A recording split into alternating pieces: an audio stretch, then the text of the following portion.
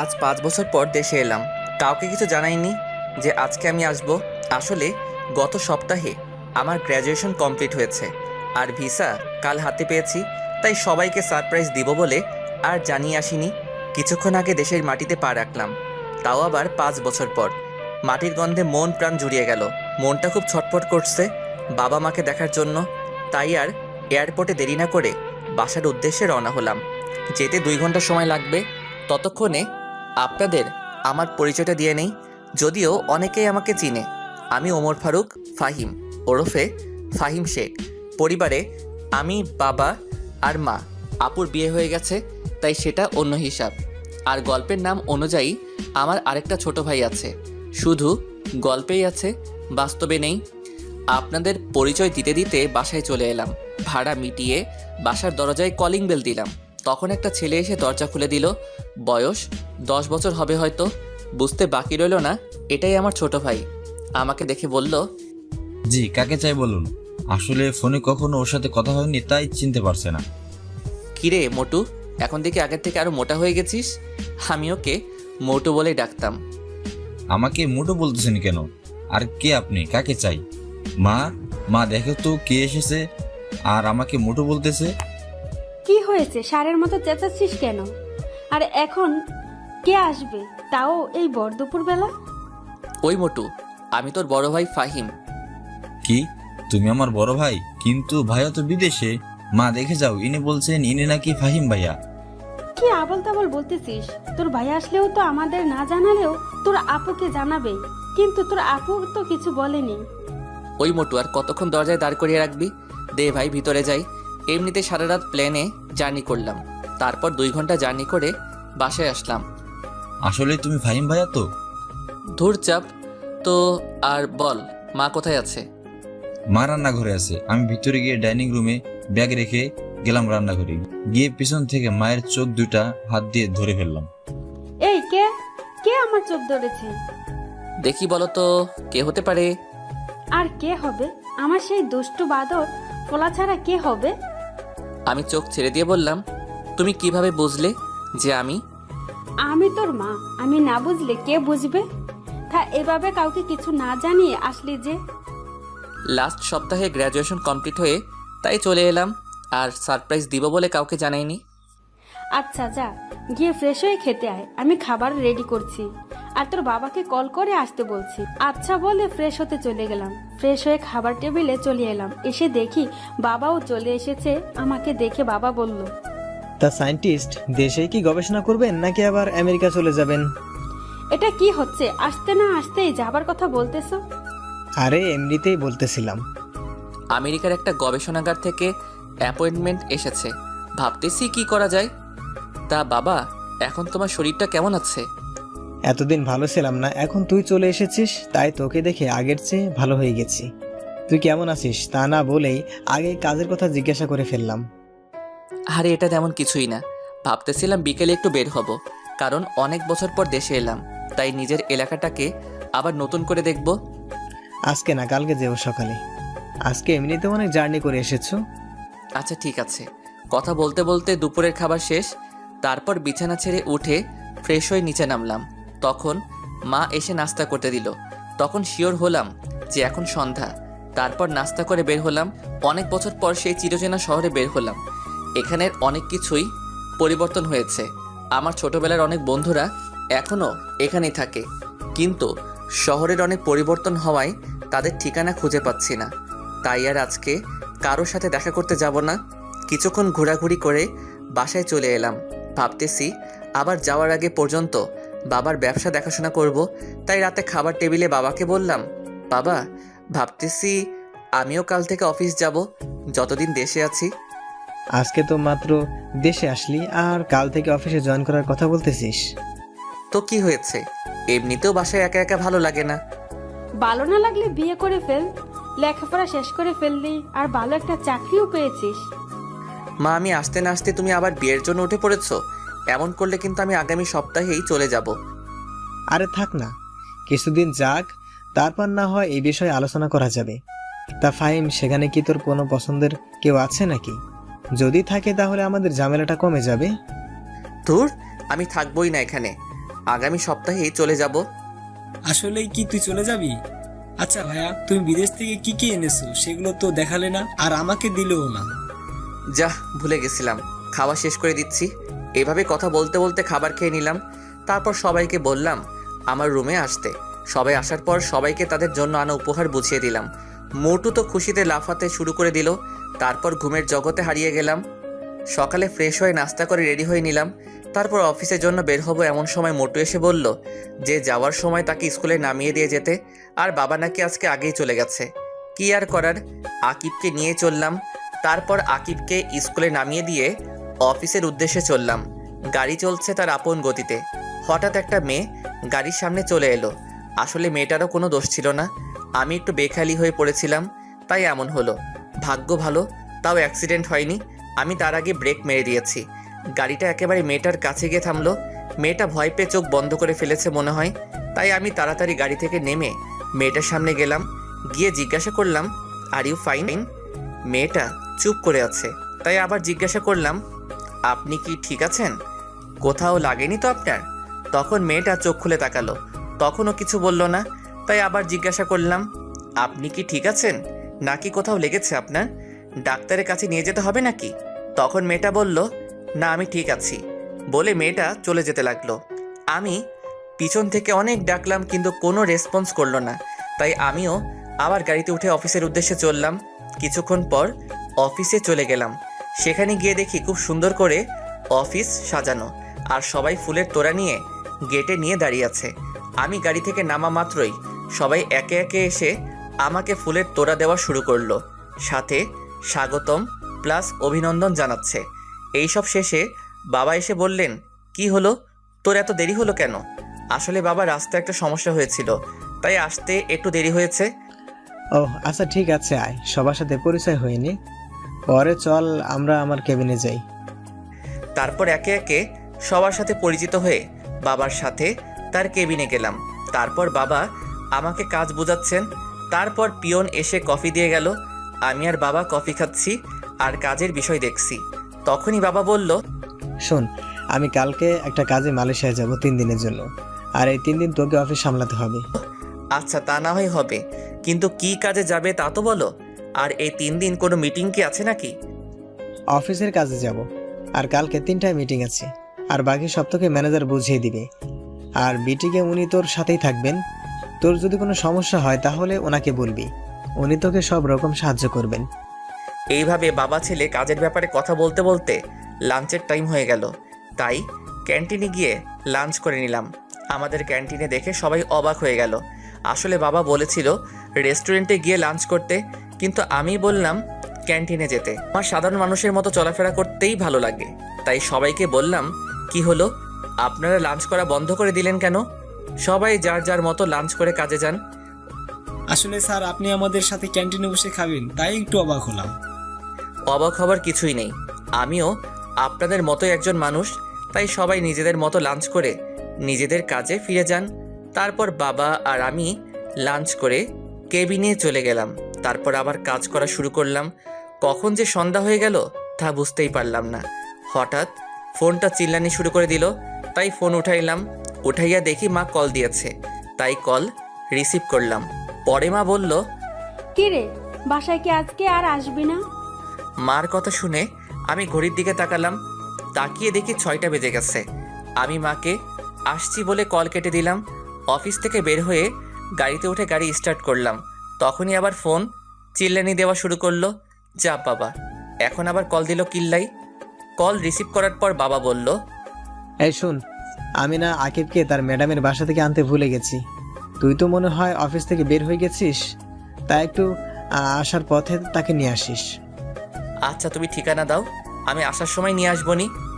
নিয়ে আসিস, কিন্তু ও একাই আসতে পারতো, কিন্তু রাত হয়ে গেছে তাই তোকে বললাম নিয়ে আসতে। আমি বাবার দেওয়ার ঠিকানায় চলে গেলাম। গিয়ে কলিং বেল বাজালাম।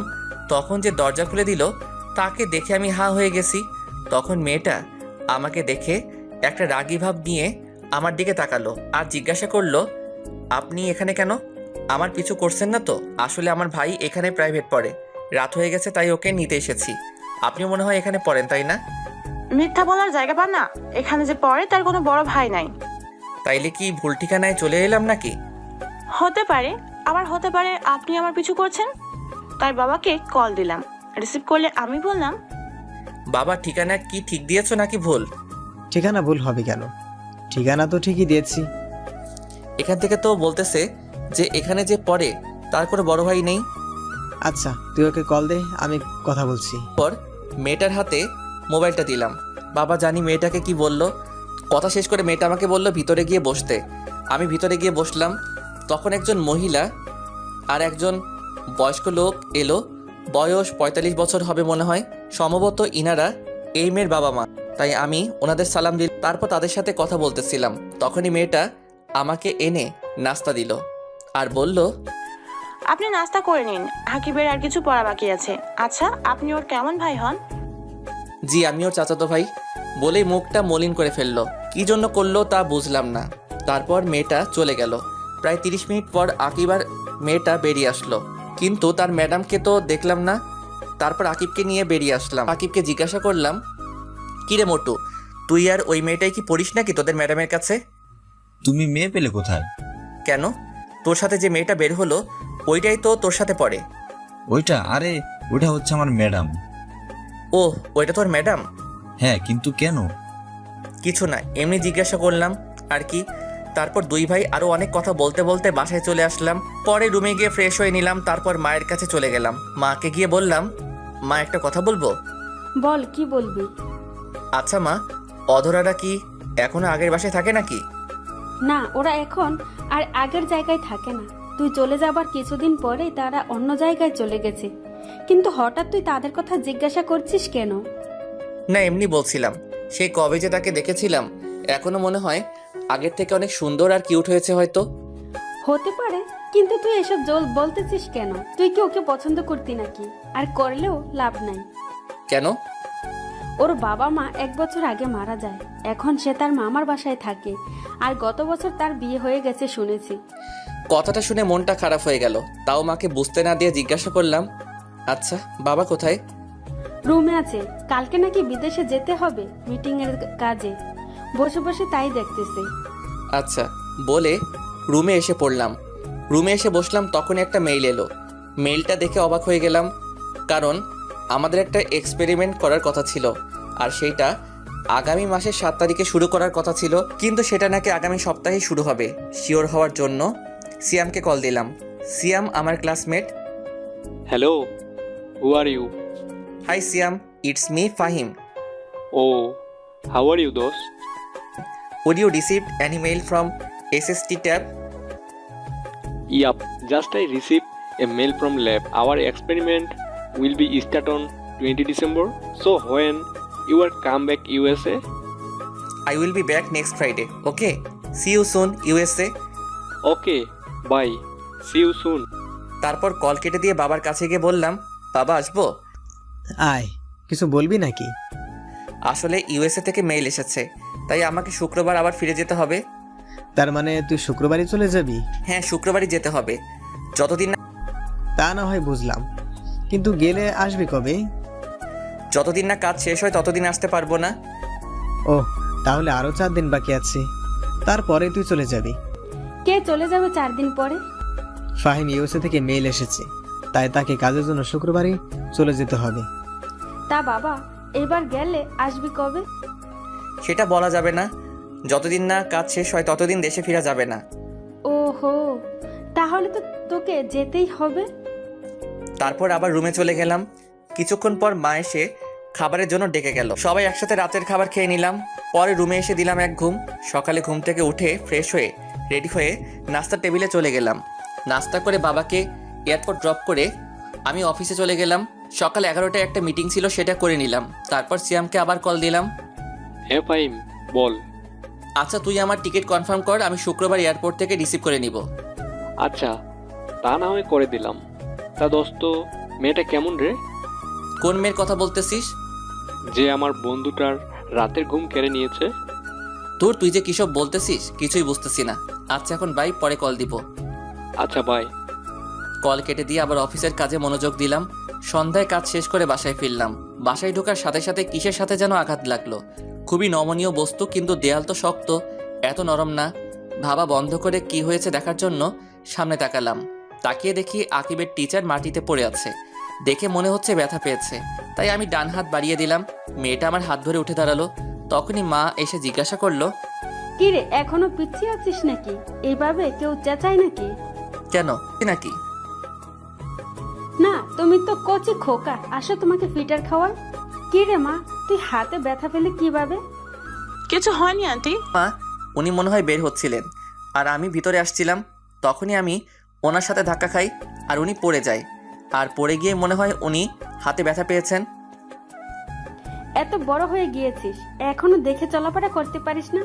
দেখ তো, তোর জন্য মেয়েটা কেমন একটা ব্যথা পেয়েছে। আকিব, ফার্স্ট এড বক্সটা নিয়ে আয় তো তাড়াতাড়ি। আন্টি, এর কোনো দরকার নেই। তুই চুপ কর। কোনটা দরকার সেটা আমি বুঝবো, তুই চুপ করে বসে থাক। এমনভাবে সেবা করছে দেখে মনে হচ্ছে ছেলের বউয়ের সেবা করছে। ঠিক বলেছিস, ছেলের বউ তো। আমি কখন কি বললাম আবার? আর তোমার কোন ছেলের বউ? কেন, তোর বউ। বললাম। আর ইনাকে তো আমি ভালো করে চিনিও না। ওর নাম হলো ইসরাত জাহান অধরা। আমার ওকে ইসরাত বলে ডাকি। আর ওর সাথেই তোর বিয়ে ঠিক হয়ে আছে। আমি বিয়েই করব না কখনোই। তুই করবি না, তোর বাপ করবে। বাবাকেই করাও, তাইলে তোমার একটা সতীন হবে। দাঁড়া হতচ্ছাড়া, দেখছি বিয়ে কিভাবে না করিস। আন্টি, আমি গেলাম। আরে কই যাস? নাস্তা করে যা, আমি এখনই এনে দিচ্ছি। আর রাতের খাবার না খেয়ে তোকে যেতে দিব ভাবলে কিভাবে?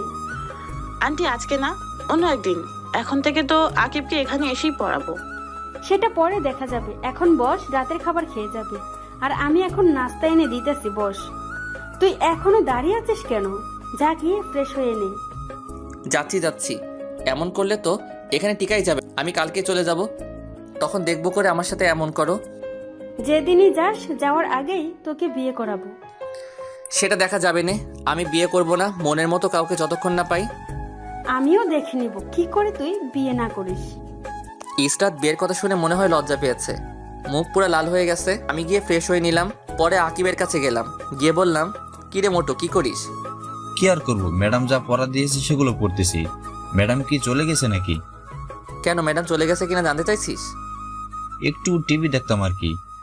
একটা নতুন কার্টুন হচ্ছে, সেটা দেখতে হবে, তাই জিজ্ঞাসা করলাম। না আম্মু, তোর ম্যাডামকে নাকি তোর বউ করবে তাই বসিয়ে রেখেছে। আমার বউ না, তোমার বউ বানাবে। আর এটা হচ্ছে অধরা আপু, যাকে তুমি ভালোবাসো। আমি ভালোবাসি কি যা তা বলছিস এসব? কে কিসব বলতেছে? কই কিছু না তো। বলছিলাম কি, বিয়েটা যখন করতেই হবে তাহলে কালকেই করে নেই। চাইতেছিলাম বউকে একেবারে সাথে করে নিয়ে যাব। কিছুক্ষণ আগেই না বললি বিয়ে করবি না, এখন বলছিস বিয়ে করবি, বউকে সাথে নিয়ে যাবি? কিছুই তো বুঝতে পারছি না। আসলে মা, ভাইয়া পুরোটা বলার আগেই আমার মুখ চেপে ধরালাম। বড়দের মাঝখানে কথা বলতে নেই, মোটো সেটা কি জানিস না? তুই ওকে আটকালি কেন? আকিব কি বলছিলি বলতো?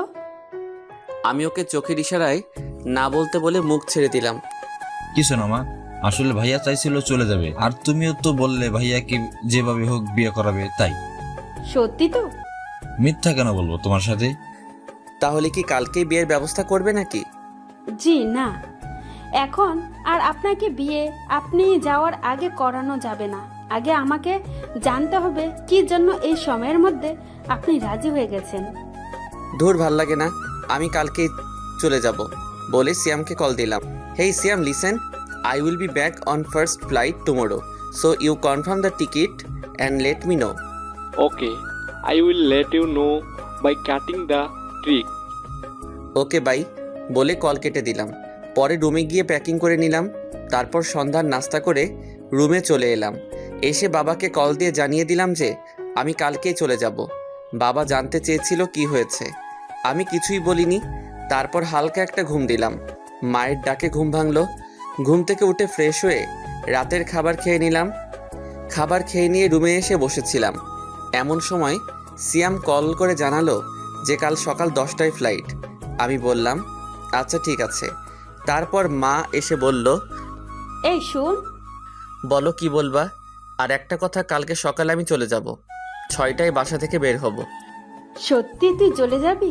তা গেলে যাবি, তাতে কার কি আসে যায়? যা বলতে এসেছিলাম, আকিবের ম্যাডামকে বাসায় দিয়ে আয়। অনেক রাত হয়ে গেছে, তার উপর একটা মেয়ে এসে রাস্তায় যদি কিছু হয়ে যায়, তাই তুই তাকে বাসা পর্যন্ত দিয়ে আয়। আমি যেতে পারবো না, ড্রাইভারকে বলো দিয়ে আসতে। ড্রাইভার তো চলে গেছে। চলে গেছে মানে? এখন কয়টা বাজে? ড্রাইভার চলে গেছে? এখন রাত 11টা বাজে। আর কোনো কথা না বলে ওকে দিয়ে আয়, না হলে এই ঘরে তোর কোনো জায়গা হবে না। কি আর করার, এক প্রকার বাধ্য হয়েই অধরাকে নিয়ে গেলাম। রাস্তায় যাওয়ার সময় একটা কথাও বলেনি। তারপর ওকে ড্রপ করে বাসায় চলে এলাম। তারপর ফ্রেশ হয়ে দিলাম এক ঘুম। সকালে ঘুম থেকে উঠে ফ্রেশ হয়ে লাগেজটা গুছিয়ে নিলাম। রাতেই গোছানো ছিল, কিন্তু কিছু জিনিস গোছানোর বাকি ছিল, সেগুলো গুছিয়ে নিলাম। তারপর রেডি হয়ে ড্রাইভারকে কল দিলাম গাড়ি বের করার জন্য। তারপর বেরিয়ে পড়লাম। 9টার সময় ফ্লাইট। আজ আকিবের বন্ধ, তাই তাকে সাথে করে নিয়ে এসেছি। আর বাবার ফ্লাইটও সকাল 11টায় ল্যান্ড করবে, তাই সে বাবার সাথে চলে যাবে। আর গাড়ি তো আছেই। তারপর আকিবের কাছ থেকে বিদায় নিয়ে এয়ারপোর্টের ভিতরে প্রবেশ করলাম। ভিতরে গিয়ে সব ঝামেলা শেষ করে নিলাম, সাথে টিকিটও কালেক্ট করে নিলাম। আর এয়ারপোর্টে ঢোকার আগে আকিবের কাছে একটা গিফট দিয়ে এসেছি। বলেছি এটা অধরাকে দিয়ে দিতে, আর মাকে যেন কিছু না জানায়। তারপর প্লেনে গিয়ে বসে পড়লাম। এখন 9টা 30 বাজে। এখন শুধু অপেক্ষা কখন প্লেন ছাড়বে। প্রায় 40 মিনিট পর প্লেন তার গন্তব্য এর উদ্দেশ্যে রওনা দিল। দীর্ঘ জার্নি করার পর আমেরিকা পৌঁছে গেলাম। তারপর এয়ারপোর্ট থেকে ট্যাক্সি নিয়ে ফ্ল্যাটের উদ্দেশ্যে রওনা দিলাম। ফ্ল্যাটে পৌঁছে গিয়ে কলিং বেল বাজালাম। সিয়াম এসে দরজা খুলে দিল। ভিতরে গিয়ে ফ্রেশ হয়ে নিলাম। তারপর বাসায় কল দিয়ে জানিয়ে দিলাম যে আমি এখানে পৌঁছে গেছি। জানিয়ে একটা ঘুম দিলাম, কারণ এখানে এখন সকাল আর বাংলাদেশে রাত, তাই কিছুদিন সমস্যা হবে। আমি ঘুমিয়ে যাওয়ার পর সিয়াম শপিং মলে চলে গেল। শপিং থেকে খাবারের সব জিনিস নিয়ে এলো। আসলে এখানে সিয়াম তার বউয়ের সাথেই থাকে। গত সপ্তাহে ওদের বিয়ে হয়েছে। আমি যাওয়ার আগেই ওদের বিয়েটা করিয়ে দিয়ে যাই, কিন্তু তাদের বিয়েটা ফ্যামিলিগতভাবেই হয়। সিয়ামের বউয়ের নাম হচ্ছে অরিন। তারা এখানেই থাকে, কিন্তু তারা বাংলাদেশি। কি করে এটা হলো ভাবছেন তো? তাহলে চলুন শুরু থেকে বলি। ফ্ল্যাশব্যাক। 5 বছর আগে আমার সায়েন্টিস্ট হওয়ার স্বপ্ন পূরণ করার জন্য একটা স্কলারশিপের আবেদন করি, আর কিছু মাস পরে সেটা পেয়েও যাই। আর সেটা আমেরিকার ছিল, তাই এই সুযোগ হাতছাড়া করতে চাইনি। তারপরে আমি আমেরিকা চলে আসি আপনজনদের ছেড়ে। এখানে এসে তেমন কাউকে চিনতাম না, ভার্সিটির হলেও জায়গা ছিল না। তখনই আমার সিয়ামের সাথে দেখা হয়। তারপর সিয়ামের সাথে আমার প্রবলেমটা শেয়ার করার পর সে বলে তার সাথে থাকতে। তার সাথে তার আরেক বন্ধু থাকে, তার নাম মেঘ। তারপর থেকে আমরা একসাথে থাকি। আর সিয়ামের বউ হচ্ছে আমাদের বাড়িওয়ালার মেয়ে। আর ভার্সিটি থেকেই এদের রিলেশন। আর আমাদের বাড়িওয়ালা আমাকে খুব পছন্দ করত, তাই আমার সাথে অরিনের বিয়ে দিতে চেয়েছিল, কিন্তু আমি মানা করে দেই। কারণ ভালো একজনকেই বাসা যায়, অনেকজনকে নয়। অনেকজনকে ভালোবাসাটা ভালোবাসা নয়, সেটা হচ্ছে চোখের মোহ বা টাইম পাস। আর আমি অধরাকে ভালোবাসতাম, তাই বাড়িওয়ালাকে মানা করে দিয়েছিলাম। অনেক কষ্টে বাড়িওয়ালাকে রাজি করিয়েছিলাম অরিন আর সিয়ামের বিয়ে দিতে। তাদের বিয়ের পর আমিও চলে যাই দেশে। তারপর সেদিন মা যখন বলল যে অধরার বিয়ে হয়ে গেছে, তখন খুব কষ্ট হয়েছিল, কিন্তু আকিবের কাছ থেকে জেনে পরে আবার খুশিতে নাচতে মন চাচ্ছিল। আর বাকিটা তো আপনারা জানেনই। সিয়াম মার্কেট থেকে আসার পর অরিন গিয়ে রান্না করলো, আমিও গিয়ে গোসল করে নিলাম। তারপর সবাই একসাথে লাঞ্চ করে নিলাম। বিকেলে সবাই মিলে অনেকক্ষণ আড্ডা দিলাম। পরে সন্ধ্যায় আমি, সিয়াম আর মেঘ ঘুরতে বের হলাম। রাতের আমেরিকা দেখতে খুবই চমৎকার। এর উপরে রাগ দেখিয়ে তো চলে এলাম। এখন আর ভালো লাগছে না। বাইরে ঘোরাঘুরি করে রাত 10টায় বাসায় এলাম। এসে ফ্রেশ হয়ে নিলাম। তারপর রাতের খাবার খেলাম। আঙ্কেল আন্টির সাথে কিছুক্ষণ আড্ডা দিয়ে ঘুমাতে চলে গেলাম। ঘুমানোর আগে কল দিয়ে বাবা মায়ের সাথে কথা বললাম। পরে আকিবকে জিজ্ঞাসা করলাম, কিরে মোটু, কেমন আছিস? জি আমি ভালো আছি ভাইয়া, তুমি কেমন আছো? আলহামদুলিল্লাহ, আমিও ভালো আছি। তা আজকে কি তোর ম্যাডামের কাছে পড়তে গিয়েছিলি নাকি? হ্যাঁ ভাইয়া গিয়েছিলাম, আর সেটাও দিয়ে এসেছি, কিন্তু সেটাতে কি এমন আছে যা আমাকে দেখতে দিলে না? কালকে পড়তে গেলেই দেখতে পাবি। আচ্ছা এখন রাখি, ঘুমাবো। সকালে উঠে কল দিবনি। এখন ঘুমাবে কেন? এখন তো সকাল। ওরে গাধা, এটা আমেরিকা। বাংলাদেশে সকাল হলে এখানে রাত, আর এখানে সকাল হলে বাংলাদেশে রাত। তুই কি তোদের সমাজ বই পড়িসনি নাকি? ও আচ্ছা ভাই। তারপর ফোন রেখে দিলাম এক ঘুম। হঠাৎ ফোনের চিল্লানির আওয়াজে ঘুমটা ভেঙে গেল। দূর শালা, এখন আবার কে ফোন দিল? মাত্র ঘুমাইলাম। বিরক্তি বোধ নিয়ে ফোনের দিকে তাকিয়ে দেখি বাংলাদেশের নাম্বার, কিন্তু এটা তো বাবা মা বা আপুর নাম্বার না। এইসব ভাবিতে ভাবিতে কলটা কাটিয়া গেল। আবার কল আসায় ভাবনার জগৎ থেকে বেরিয়ে এসে কল রিসিভ করলাম। কল রিসিভ করে আমি, আসসালামু আলাইকুম, কে বলছেন? ওয়ালাইকুম আসসালাম। লেখক সাহেব কেমন আছেন? জি আলহামদুলিল্লাহ ভালো, কিন্তু আপনি কে? কি করতেছেন এখন? আগে বলুন তো আপনি কে, কারণ বাংলাদেশে আমার নাম্বার আমার বাবা মা ছাড়া আর কেউ জানে না। কিন্তু আপনি পেলেন কোথায়? আস্তে আস্তে সব জানতে পারবেন। আমি এখনই টুট টুট টুট। আমি কত শেষ করার আগেই কলটা কেটে দিল। আমিও আবার দিলাম আরেক ঘুম। আবার ঘুমটা ভেঙে গেল সিয়ামের ডাকাডাকির কারণে। তাই ঘুম থেকে উঠে ওকে দিলাম কিছুক্ষণ উত্তম মধ্যম দোলাই, কিন্তু মেঘকে দেখতে পেলাম না। সিয়ামকে জিজ্ঞাসা করে জানতে পারি ও নাকি ভার্সিটি গেছে, কিন্তু ও তো আমাদের সাথেই ডিগ্রি নিয়েছে। আরে তুই বুঝতে পারিসনি ও কেন গিয়েছে? কেন? দূর বেটা, এই 2 দিনেই ভুলে গেলি? মেঘ লুচ্চামি করতে ভার্সিটিতে গিয়েছে। শালায় এখনো ভালো হয়নি, এখনো সেই লুচ্চামি করে। এই লুচ্চামি করতে গিয়ে যে মেয়ে কত মেয়ের হাতে মাইর খাইছে তা হিসাবের বাহিরে। এরই মধ্যে আগমন অরিনের। এসে আমাকে জিজ্ঞাসা করলো, ভাইয়া কার কথা বলছেন? কে মেয়েদের হাতে মার খেয়েছে? কে আবার? তোমার গুণধর স্বামী। ভাইয়া সত্যি বলছেন তো নাকি? অরিন, তুই আমার ছোট বোনের মতো। আমি তোকে মিথ্যা বলবো এটা তুই ভাবতে পারলি কি করে? বুঝতে পারছি তোরা কেউ আমাকে দেখতে পারিস না, তাই আমি ঠিক করেছি আমি এখান থেকে চলে যাব। আমার বলা শেষ করে তাকিয়ে দেখি অরিন সিয়ামকে মারা শুরু করে দেয়, আর সাথে কান্না করতে করতে বলছে, আমি তোকে এত ভালোবাসি আর তুই অন্য মেয়েদের পিছনে ঘুরিস কেন? এখন কি আমাকে আর ভালো লাগে না? আরে ফাহিম, এগুলো মজা করে বলেছে, আমি এমন কিছুই করি নাই। তাদের এই রোমান্টিক ঘটনা দেখে বললাম, এই তোরা এভাবেই থাক। বলেই আমি কিছু ছবি তুলে নিলাম। এইসবের মানে কি ভাইয়া? আসলে আরেকবার পরীক্ষা করে দেখে নিলাম যে তোমাদের দুইজনের ভালোবাসা একই রকম আছে কিনা। তাই বলে তুই এটা করবি? তারা দেখাচ্ছে মজা বলেই সিয়াম উঠলো আমাকে তাড়া করার জন্য, কিন্তু আমাকে আর কে পায়? এক দৌড় দিয়ে বেরিয়ে আসলাম। তারপর বেরিয়ে পড়লাম এক বিপদে। দৌড়েতে চলে এলাম কিন্তু গাড়ির চাবি তো আনিনি, তাই আবার ফিরে গিয়ে চাবি নিয়ে এলাম। তারপর গাড়িতে উঠে গাড়ি স্টার্ট দিলাম। পরে কিছুক্ষণ ঘোরার উদ্দেশ্যে বাসা থেকে বের হলাম। কিছু দূর যাওয়ার পর দেখি রাকিবা দাঁড়িয়ে আছে, তাই তাকে দেখে গাড়ি দাঁড় করালাম। রাকিবা হচ্ছে আমার ফ্রেন্ডের বোন। ফ্রেন্ডের সাথে পরে পরিচয় করিয়ে দিবনি। তারপর গাড়ি থেকে রাকিবার কাছে গিয়ে জিজ্ঞাসা করলাম, হেই রাকিবা, কেমন আছো? আরে তুমি এখানে? আমি ভালো আছি। তা ফিরলে কবে? এই তো গতকাল রাতে। তা এখানে কি করো? এই তো একটু বের হচ্ছিলাম, এখন বাসা যাব। তা এত তাড়াতাড়ি ফিরে আসলে যে? এখানে একটা কাজ পড়েছে তাই চলে এসেছি। তা এখানেই থাকার চিন্তা করেছো নাকি? না, এখানে থাকার কোনো প্ল্যান নাই। 6 মাসের একটা কাজ আছে, সেটা শেষ হলেই চলে যাব। তা বিয়ে করবে না নাকি সারা জীবন সিঙ্গেল থাকবা? করবো বলতে বিয়ে তো করেই ফেলেছি আরো 5 বছর আগে। মানে? আপনারা বুঝতে পারেন নাই, সেটা আমি না বলে বুঝবেন কি করে? তাহলে চলুন বলি। আসলে এখানে আসার আগেই আমার আর অধরার বিয়ে দিয়ে দিয়েছিল আমাদের পরিবার, কিন্তু সেটা আমি আর অধরা জানতাম না। যেদিন বাসায় যাই সেদিনই জানতে পারি বাবার থেকে যে আমার আর অধরার আগে বিয়ে হয়ে গেছে। শুধু আমার সেটেল হওয়ার জন্য আগে আমাদের জানাই নাই। এখন আমার পড়ালেখা শেষ প্লাস জবও করি, তাই বলেই দিয়েছে। আর মা চেয়েছিল আমি এখানে ব্যাক করার আগে অনুষ্ঠান করে অধরাকে বাড়িতে আনি। মা মনে করেছিল যে আমি বিয়ের বিষয়ে জানি না, তাই মা বলেছিল যে আকিবের টিচারকে বিয়ে করতে হবে। আশা করি সবাই বুঝতে পারছেন, সাথে রাকিবাও বুঝে গেছে। ও, তাহলে তো একটা ট্রিট পেতেই পারি। তা তো দিবই, কিন্তু আজকে না, কালকে।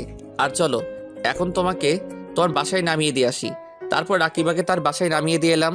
পরে সারাদিন ঘোরাঘুরি করে রাতে রেস্টুরেন্টে খেয়ে বাসায় আসলাম। তারপর দিলাম এক ঘুম। সকালে ফোনের আওয়াজে ঘুমটা ভেঙে গেল। ফোনের স্ক্রিনে তাকিয়ে দেখি মা কল দিয়েছে, তাই কলটা রিসিভ করলাম। কি রে, সেখানে গিয়ে কি ভুলে গেলি নাকি? তোমাদের ভুলবো কি করে বলো তো? না, মনে হলো তো তাই বললাম। আর তা কেমন আছিস? আলহামদুলিল্লাহ ভালো আছি, তুমি কেমন আছো? আমিও ভালো আছি। বাবা আর আকিব কেমন আছে? তারাও ভালো আছে, কিন্তু তুই যে এভাবে চলে যাবি বুঝতে পারিনি। এখানে এলি কিন্তু 1 সপ্তাহ থাকলি না। মা, বোঝার চেষ্টা করো আমি একজন বিজ্ঞানী, আর আমার যে কোনো সময় যে কোনো জিনিস আবিষ্কার করার জন্য ডাক আসতে পারে। যখন ডাক আসবে আমাকে তখনই চলে যেতে হবে। তা বুঝলাম, কিন্তু খাওয়া দাওয়া ঠিক মতো করবি কিন্তু। আচ্ছা মা, ঠিক আছে, এখন রাখি, বাই। আচ্ছা ঠিক আছে, বাই। তারপর ফ্রেশ হয়ে নিলাম, দেখি নাস্তার টেবিলে সবাই অপেক্ষা করছে আমার জন্য। তখন আমিও গিয়ে বসে পড়লাম তাদের সাথে। তখন আঙ্কেল জিজ্ঞাসা করলো, বাবা, তোমাদের এক্সপেরিমেন্ট কবে থেকে শুরু হবে? জি আঙ্কেল, এই তো শুক্রবারে শুরু হবে। তা ততদিন কি তোমাদের সেখানে থাকতে হবে নাকি? জি আঙ্কেল, আমাদের সেখানেই থাকতে হবে। আর একটা কথা আঙ্কেল, আজকে রাতে একটা পার্টি দিতে চাই আপনার বাগানে, যদি আপনার কোনো আপত্তি না থাকে। এতে আপত্তি থাকার কি আছে? তোমাকে আমি বলেছি না, এটাকে তুমি তোমার নিজের বাড়ি ভাবতে পারো। ধন্যবাদ আঙ্কেল, তাহলে আমি আয়োজন শুরু করি। আর হ্যাঁ, আপনাদেরও কিন্তু থাকতে হবে। তা না হয় থাকবো, কিন্তু পার্টিটা কিসের সেটা তো বলো। সেটা সারপ্রাইজ। আচ্ছা বাবা, তাহলে থাক, আর দরকার পড়লে বলিও, আমরাও তোমাকে সাহায্য করব। তা তো করতেই হবে, সব রান্না আন্টি আর অরিনকেই করতে হবে। কি, আমাকে রান্না করতে হবে? জি ম্যাডাম, করতে হবে। আচ্ছা ঠিক আছে, কিন্তু কয়জন আসবে? বেশি না, আমরা যতজন বন্ধু আছি তারাই, আর তাদের সাথে শুধু সাব্বিরের বোন আসবে। আর শুনো, সব কিন্তু বাঙালি খাবার রান্না করতে হবে। ও, তাহলে তো কোনো ব্যাপারই না। ঠিক আছে, বাঙালি রান্নাই করব। তাহলে আমি ইভেন্ট ম্যানেজমেন্টের লোকের সাথে কথা বলতেছি, আর সিয়াম তুই সবাইকে কল করে জানিয়ে দে। আচ্ছা।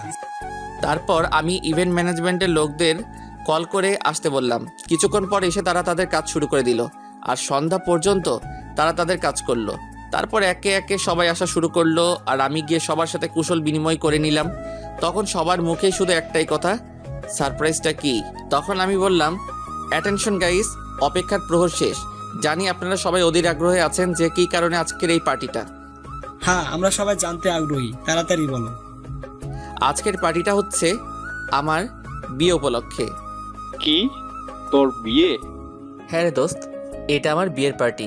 আর বিয়েটা আমাদের কাজ শেষ হলেই হবে। তারপর সবাই আগ্রহী হয়ে গেল মেয়েটাকে তা জানার জন্য।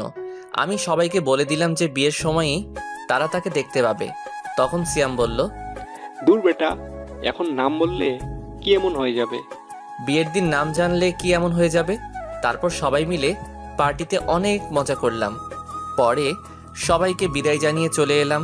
তারপর দিলাম এক ঘুম। সকালে ঘুম থেকে উঠে বাসায় কল দিলাম, কারণ গতকাল রাতে পার্টির জন্য কল দেওয়া হয়নি, তাই এখন দিলাম। হ্যালো মা, কেমন আছো? ভালো আছি, তুই কেমন আছিস? আলহামদুলিল্লাহ ভালো আছি। কি করো? এই তো 10টা বাজে, এখন ডিনার করব। আচ্ছা ভাই, তাহলে তোমরা ডিনার করে নাও। আচ্ছা বাই। কল কেটে গিয়ে ফ্রেশ হয়ে নিলাম। সকালে নাস্তা করতে যাব এমন সময় কল এলো।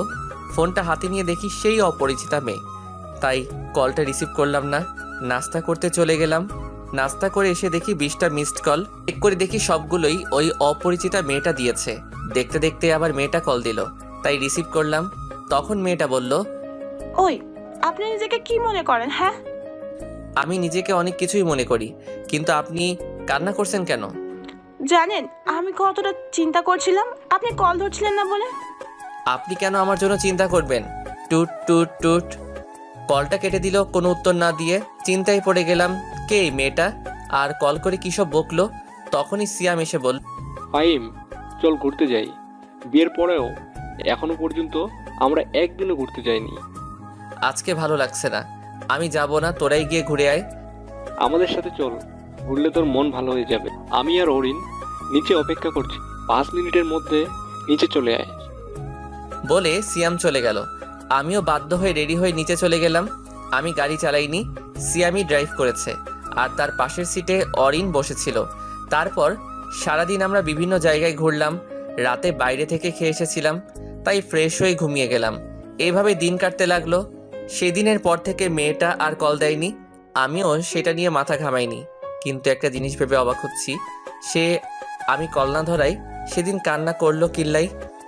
সিয়ামের ডাকে ভাবনার জগৎ থেকে বের হলাম। তারপর সিয়ামের সাথে শপিং করতে গেলাম। কাল থেকে এক্সপেরিমেন্ট শুরু হবে, যতদিন লাগে এক্সপেরিমেন্ট শেষ হতে ততদিন সেখানে থাকতে হবে, আর ততদিন কারোর সাথে যোগাযোগ করা যাবে না। সারাদিন শপিং আর ঘোরাঘুরি করে রাতে বাসায় ফিরলাম। রাতের খাবার খাওয়ার আগে বাসায় কল দিয়ে সবার সাথে কথা বলে নিলাম, কারণ জানি না আবার কবে তাদের সাথে কথা বলতে পারবো। তাদের জানিয়ে দিলাম যে কাল থেকে আমার কাজ শুরু হবে। তারপর কথা শেষ করে খেয়ে দিলাম এক ঘুম। সকালে ঘুম থেকে উঠে ফ্রেশ হয়ে নিলাম। আজকে আমি খুব খুশি। আজকে আমি আমার কর্মজীবনে পা দিব। তারপর গিয়ে নাস্তা করে নিলাম।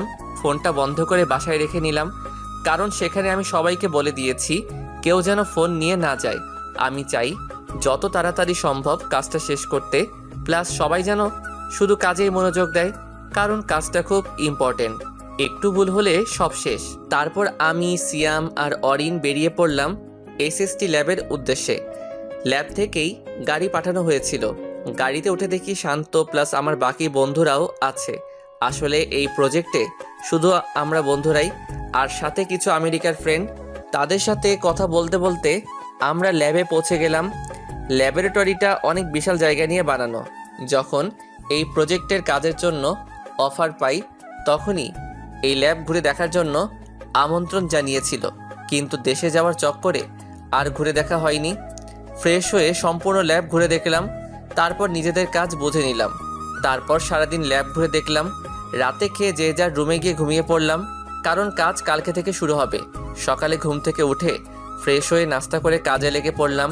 12টা পর্যন্ত কাজ করলাম। পরে গিয়ে গোসল করে দুপুরের খাবার খেয়ে নিলাম সবাই একসাথে। খেয়ে আবার এক্সপেরিমেন্টের কাজে লেগে পড়লাম। রাত 8টায় কাজ শেষ করে রাতের খাবার খেয়ে দিলাম এক ঘুম। এভাবেই কেটে গেল 6 মাস। এখন যদি কেউ আমাকে দেখে তাহলে নির্ঘাত পাগল বলবে, কারণ চুল দাড়ি সবই অনেক বড় বড় আছে। আজকে আমাদের এক্সপেরিমেন্টের শেষ ট্রায়াল হবে। যদি সফল হই তাহলে কালকে এখান থেকে মুক্তি পাবো।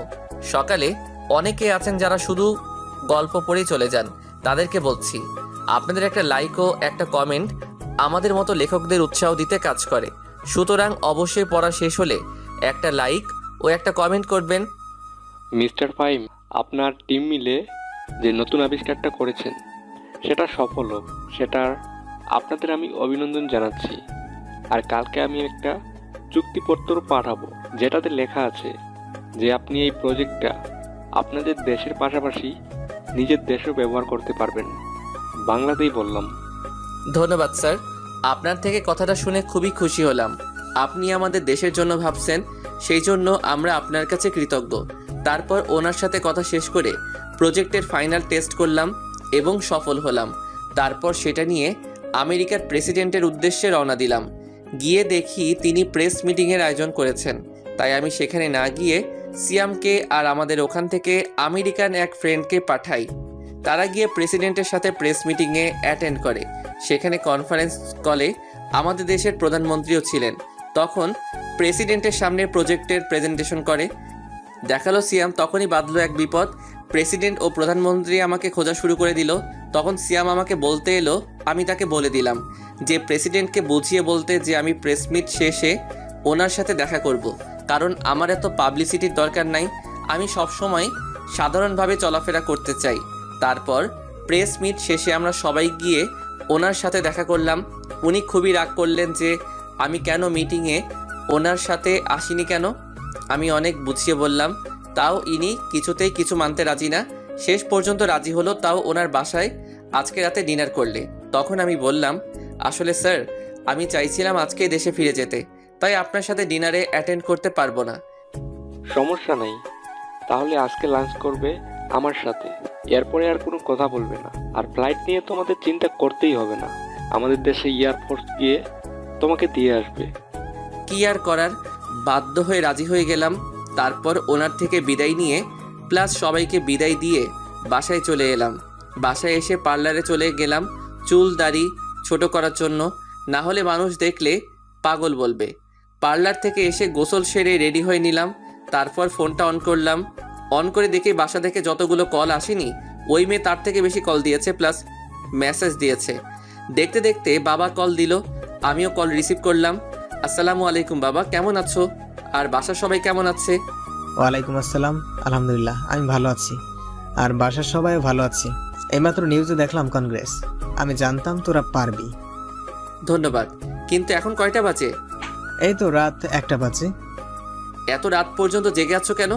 মনে তো হচ্ছে প্রতিদিনই অনেক রাত পর্যন্ত জাগনা থাকো। এই না না, প্রতিদিন না, এই সপ্তাহখানিক ধরে। কারণ তুই তো বলছিলি যে 6 মাস পর তো এক্সপেরিমেন্ট শেষ হবে, তাই প্রতিদিন রাতে খবর দেখার জন্য জেগে থাকতাম। কবে যে নিউজে বলবে আমার ছেলেটার কাজ শেষ হবে, আর কবে আমার ছেলেটা দেশে ফিরবে। তা বাবা, দেশে কবে ফিরবি? এটা সারপ্রাইজ যে দেশে কবে ফিরবো। এখন গিয়ে চুপচাপ ঘুমিয়ে পড়ো। বয়স তো কম হলো না, বুঝো না কেন যে রাত জাগলে শরীর খারাপ হবে? আর ওষুধ ঠিকমতো খাচ্ছ তো? আচ্ছা ঠিক আছে, মনে থাকবে। ঔষধ না খেলে কি আমার রক্ষা আছে নাকি? তোমার সাথে এমনই হওয়া উচিত। ওকে বাই, পরে কথা বলবো, তুমি ঘুমাও। এখন আবার প্রেসিডেন্টের সাথে লাঞ্চ করতে যেতে হবে। আচ্ছা বাবা, যা। আর শোন, সাবধানে থাকবি। আমি আচ্ছা বলে কল কেটে দিলাম। হঠাৎ গাড়ির হর্নের শব্দ শুনতে পেলাম। বের হয়ে দেখি আমাদের নিতে গাড়ি পাঠিয়ে দিয়েছে। তারপর আমরা গিয়ে গাড়িতে উঠে বসলাম। গাড়ি চললো তার আপন গতিতে। কিছুক্ষণ পর আমরা প্রেসিডেন্টের বাংলোয় পৌঁছে গেলাম। সেখানে আমাদের ফুলের তোড়া দিয়ে আমন্ত্রণ জানানো হলো। তারপর সবাই একসাথে লাঞ্চ করে নিলাম। ও, আপনাদের তো বলাই হয়নি, আমরা 10 জন মিলে টিম করে করে কাজ করেছিলাম প্রজেক্টটাতে। তারপর প্রেসিডেন্ট জানতে চাইলেন, তা ফাইম, সবাই তো বিয়ে করে ফেললো এখানে, শুধু তুমি ছাড়া। তা বিয়ে করার কি কোনো প্ল্যান নাই নাকি? সবে মাত্র তো নিজের কাজে জয়েন করলাম, তা ভাবছি এইবার দেশে গিয়ে বিয়ে করে নিব। আর আপনাকে কিন্তু আসতেই হবে। তুমি তো জানোই যে আমি একটা দেশের প্রেসিডেন্ট, আমার একটুও সময় নাই। আজকে অনেক কষ্ট করে সময় বের করে নিলাম তোমাদের সাথে লাঞ্চ করার জন্য। তবুও আমি যথাসাধ্য চেষ্টা করব। আর একটা কথা, একা গেলে হবে না কিন্তু, পরিবারের সবাইকে নিয়ে যেতে হবে। আচ্ছা ঠিক আছে, এখন আমাকে উঠতে হবে। বিকালে আবার হোয়াইট হাউসে মিটিং আছে। তা তোমার কখন যাবে? এখান থেকে গিয়ে কিছু শপিং করব। রাতে দেখি 8টার কোনো ফ্লাইটে যাব। তা হচ্ছে না, আমি যেটা বলেছি সেটাই হবে। এয়ারপোর্টে তোমাদের জন্য হেলিকপ্টার রাখা থাকবে। তা তোমরা কয়জন যাবে? তাহলে 2টা হেলিকপ্টার পাঠিয়ে দিব। তাহলে আমি এখন উঠি, কেমন? ও, তোমাদের তো প্রজেক্টটার টাকাটা দেওয়াই হয়নি। এই নাও, এখানে $1 লাখ করে আছে। এটা তোমাদের বেতন। ওকে স্যার, তাহলে আমরা উঠি এখন। তারপর ওনার কাছ থেকে বিদায় নিয়ে চলে আসলাম। গাড়ি এসে আমাদের নামিয়ে দিয়ে গেল। গিয়ে ফ্রেশ হয়ে শুয়েছিলাম, তখনই আবির আসলো। এসে বলল, শোন, তুই তো বললি যে 3 জন যাব, কিন্তু আমি তো তোকে দেখতেছি। আর বাকি 2 জন কই? কেন, তুই আর অরিন? সত্যি আমরা যাব নাকি তুই মজা করতেছিস? তুই না গেলে বিয়ের সব দিক কে দেখাশোনা করবে? এর জন্য আমাদের নিয়ে যাচ্ছিস? দূর শালা, এত সিরিয়াস হচ্ছিস কেন? যা গিয়ে রেডি হয়ে নে, শপিংয়ে যেতে হবে, হাতে সময় কম। রাত 8টায় আবার ফ্লাইট। আচ্ছা, যাচ্ছি। আর শোন, অরিনকেও সাথে নিয়ে নিস, আমি তো আবার মেয়েদের কাপড় কিনতে পারবো না। আচ্ছা ঠিক আছে। কিছুক্ষণ পর আমরা 3 জনে বেরিয়ে পড়লাম শপিংয়ের উদ্দেশ্যে। শপিং করতে প্রায় ঘন্টা সময় লেগেছে। এখন 6:30 বাজে, তাই সুটকেস গুছিয়ে নিচ্ছি। যা কেনাকাটা করলাম সেগুলো একটাতে নিলাম, আর আমার কাপড় চোপড় একটাতে নিলাম। 7টায় বের হলাম এয়ারপোর্টের উদ্দেশ্যে, কারণ এখন রাস্তায় জ্যাম থাকতে পারে। 7:30-এ আমরা এয়ারপোর্টে পৌঁছে গেলাম। তারপর এয়ারপোর্টে ঝামেলা মিটিয়ে ভিতরে প্রবেশ করলাম। আমাদের লাগেজগুলো কুরিয়ারে দিয়ে দিলাম। তারপর এয়ারপোর্টের ভিতর একটা গাড়ি করে আমাদেরকে হেলিকপ্টার পর্যন্ত নিয়ে যাওয়া হলো। তারপর আমাদের জন্য রাখা হেলিকপ্টারগুলোতে আমরা উঠলাম। আমি একটাতে উঠলাম, আরেকটাতে আবির আর অরিন উঠেছিল। তারপর হেলিকপ্টার উড়াল দিল আমাদের নিয়ে। দীর্ঘ 18 ঘন্টা পর আমরা বাংলাদেশের মাটিতে নামলাম। তারপর পাইলটদের বিদায় দিয়ে এয়ারপোর্টে প্রবেশ করলাম। আমাদের লাগেজগুলো আগে এসে গিয়েছিল, তারপর সেগুলো কালেক্ট করে নিলাম। এয়ারপোর্টের কাজ সারতে আরও 1 ঘন্টা লেগে গেল। দুপুর হয়ে এসেছে এখানে। এয়ারপোর্ট থেকে বের হয়ে একটা গাড়ি নিলাম। গাড়ি নিয়ে বাসার উদ্দেশ্যে রওনা দিলাম। বাসায় যেতে 3 ঘন্টা লাগলো। ঢাকা শহরে এই জ্যাম একবার শুরু হলে শেষ হওয়ার নাম নেয় না, তাই যেতে এত সময় লাগলো। গাড়ির ভাড়া মিটিয়ে নিলাম। পরে কলিং বেল বাজালাম। মা এসে দরজা খুলে দিল। দরজা খোলার পর আমাকে দেখে এসে জড়িয়ে ধরলো। আমিও জড়িয়ে ধরে কান্না করে দিলাম। এই 6 মাসে একদিনও কথা বলতে পারিনি। তারপর মাকে আবির আর অরিনের সাথে আলাপ করিয়ে দিলাম। তারপর আমরা ভিতরে গেলাম, গিয়ে ফ্রেশ হয়ে নিলাম। রুমে গিয়ে আর আবিরদের গেস্ট রুমে দিয়ে আসলাম আর বললাম ফ্রেশ হয়ে নিতে। নিচে এসে মাকে জিজ্ঞাসা করলাম, মা, আকিব কই? ওকে দেখছি না যে। ও ওর ম্যাডামের বাসায় গেছে পড়তে, এখনো আসে নাই। আর তার উপরে ওর ম্যাডামও নাকি অসুস্থ। ও আচ্ছা, তা বাবা কি ওকে নিয়ে ফিরবে নাকি আমি গিয়ে নিয়ে আসবো? যাবে বলতেছিস যখন যা, বাইকেও নিয়ে আয় আর নিজের বউকেও দেখে আয়। হাজার হোক কিছুদিন অসুস্থ ছিল বলে কথা। মা তুমি আবার শুরু করলে? তারপর অরিন আর আবিরকেও বললাম চলতে। তাদের নিয়ে চললাম আকিবকে আনার উদ্দেশ্যে। গাড়িতে ওঠার পর আবির জিজ্ঞাসা করলো, কি রে, আমরা এখন কোথায় যাচ্ছি রে? কে আনতে? সে কোথায় থাকে রে? বাবা মায়ের সাথেই থাকে। এখন তাকে প্রাইভেট থেকে আনতে যাচ্ছি। আরও একটা কারণ আছে সেখানে যাওয়ার, কিন্তু সেটা সারপ্রাইজ। ওকে, সারপ্রাইজ হলে আর কি করার, এখন তাহলে অপেক্ষাই করতে হবে। তারপর গাড়ি নিয়ে বেরিয়ে পড়লাম আকিবের ম্যাডামের বাসার উদ্দেশ্যে, মানে আমার হবু বউয়ের বাসার উদ্দেশ্যে। মিনিট 10 পরে আমরা আমাদের গন্তব্যে পৌঁছে গেলাম। গাড়ি থেকে নেমে সিঁড়ি বেয়ে 3 তলায় চলে গেলাম। গিয়ে কলিং বেল বাজালাম। যিনি দরজা খুলে দিল ওনাকে দেখে পরিচিত মনে হলো না, তাই জিজ্ঞাসা করলাম। তিনি জানালেন যে অধরারা নাকি গত মাসে এখান থেকে চলে গেছে। তারপর তাদের নিয়ে একটা রেস্টুরেন্টে গিয়ে বসলাম। পরে মাকে কল করে বললাম, মা আকিবের টিচাররা কি বাসা চেঞ্জ করে ফেলেছে নাকি? এই দেখ, তোকে বলতেই ভুলে গেছি, আসলে তুই তাড়াহুড়ো করে চলে গেলি তাই বলতে পারিনি। তারা এখন তোর বাবার অফিসের সামনে যে নীল ভবনটা আছে না, ওইটার 3 তলায় থাকে, আর ওদের ফ্লোর নাম্বার হচ্ছে 8। তারপর মায়ের দেওয়া ঠিকানায় চলে গেলাম। গিয়ে কলিং বেল বাজাইলাম। অধরার মামি এসে দরজা খুলে দিল। আমি ওনাকে সালাম দিলাম। সালামের জবাব নিয়ে তিনি আমাদের ভিতরে বসতে বললেন। আমরাও ভিতরে গিয়ে বসলাম, কিন্তু আর কাউকে তো দেখতে পাচ্ছি না। তখন আন্টিকে জিজ্ঞাসা করলাম, আচ্ছা আন্টি, আকিবের কি পড়া শেষ হয়ে গেছে নাকি? তার পড়া তো কখনই শেষ হয়ে গেছে, তুমি আসবে বলে তাকে বসিয়ে রাখা হয়েছে। মনে হয় ওর ম্যাডামের সাথে গল্প করতেছে। তা বাবা, তোমার আসতে লেট হলো যে? আসলে আন্টি আমি আজকেই ফিরেছি তো, আর আমি জানতাম না যে আপনারা বাসা চেঞ্জ করেছেন। আমি আপনাদের আগের বাসায় গিয়ে জানতে পারি যে আপনারা বাসা চেঞ্জ করেছেন। পরে মায়ের কাছ থেকে ঠিকানা নিয়ে এখানে আসলাম, তাই লেট হয়ে গেছে। ও কথা বলতে বলতে তো এগুলোই দেওয়া হলো না। আন্টি এগুলো নিন। এগুলোতে কি আছে? আজকে আমি এসেছি তো, তাই সকলের জন্যই কিছু উপহার এনেছি। আসলে গতকাল একেবারে বেতন পেয়েছিলাম তো। এসবের কি কোনো দরকার ছিল নাকি? থাক না আন্টি, আমারও তো ইচ্ছে হতেই পারে। আচ্ছা আন্টি, আমি গিয়ে দেখি আকিব কি করতেছে। আচ্ছা যাও, আমি ওনাদের নাস্তা এনে দিচ্ছি। না আন্টি, এসবের কোনো দরকার নেই। তা বললে তো হবে না। প্রথমত তোমরা প্রথমবার আমাদের বাসায় এসেছো, দ্বিতীয়ত তোমরা ওর ফ্রেন্ড, তাই কোনো না শুনিব না বলেই আন্টি তাদের জন্য নাস্তা আনিতে চলে গেল।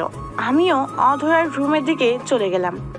দরজার কাছে পৌঁছাতেই শুনতে পেলাম আমাকে কি দিয়ে যেন কথা হচ্ছে ম্যাডাম আর ছাত্রের মধ্যে। রীতিমতো ঝগড়া লাগার উপক্রম। আমি তাদের এই তর্ক বিতর্ক দেখে হাসতে লাগলাম। পরে ভিতরে প্রবেশ করলাম। আমাকে দেখে দুজনেই অবাক। আমাকে দেখেই আকিব এসে জড়িয়ে ধরে বলল, ভাইয়া তুমি কখন এলে? এই তো মিনিট 10 হলো। তা তোর পড়া কি শেষ হয়েছে নাকি? হ্যাঁ, কিন্তু কেন? পড়া শেষ হলে বাহিরে যা, গিয়ে দেখ আমার ফ্রেন্ডরা বসে আছে, তাদের সাথে গিয়ে কথা বল। আমার কিছু কথা আছে তোর ম্যাডামের সাথে।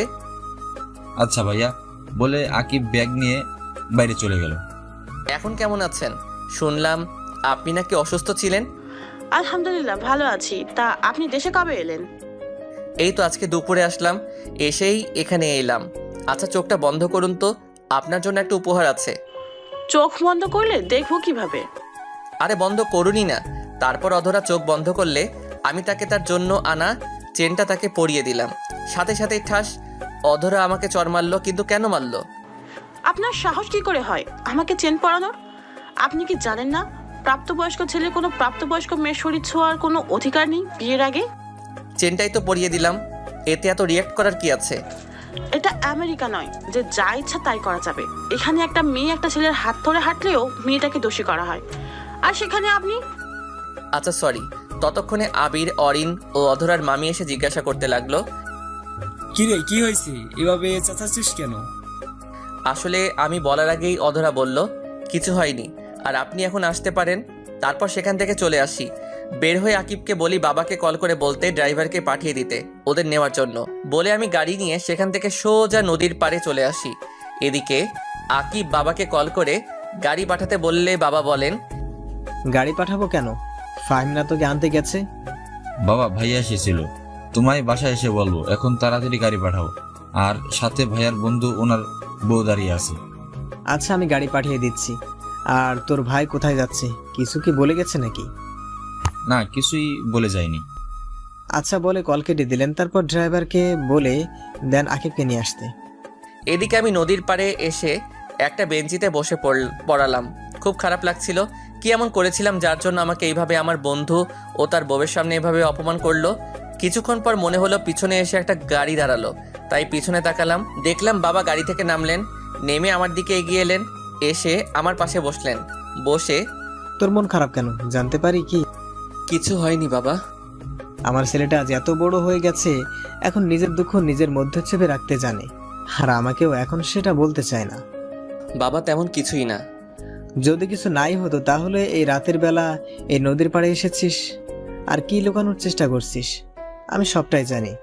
বাসায় এসে আকিব আমাকে সব বলেছে। ও আচ্ছা। চল বাসায় যাবি, আর এই বিষয় নিয়ে পরে আলোচনা করা যাবে। তারপর বাবা ড্রাইভারকে বলল গাড়ি নিয়ে চলে যেতে। পরে আমি আর বাবা আমার গাড়িতে করে চলে এলাম। বাসায় এসে ফ্রেশ হয়ে নিলাম, তারপর ডিনার করে গিয়ে ঘুমিয়ে গেলাম। কারোর সাথে তেমন কোনো কথা বলিনি। পরের দিন ঘুম থেকে উঠে ফ্রেশ হয়ে নাস্তার টেবিলে চলে গেলাম। সাথে আবির ও অরিনও আছে। সবাই মিলে নাস্তা করছিলাম। এমন সময় বাবা বললেন, আমি চাচ্ছিলাম ফাহিমের বিয়েটা গ্রামের বাড়িতে গিয়ে করানোর জন্য। এমনিতেও গ্রামে তেমন একটা যাওয়া হয় না, আর ওর চাচা চাচিরাও তো গ্রামে থাকে। এটা ঠিকই বলেছে তুমি, এটা করলেই ভালো হবে।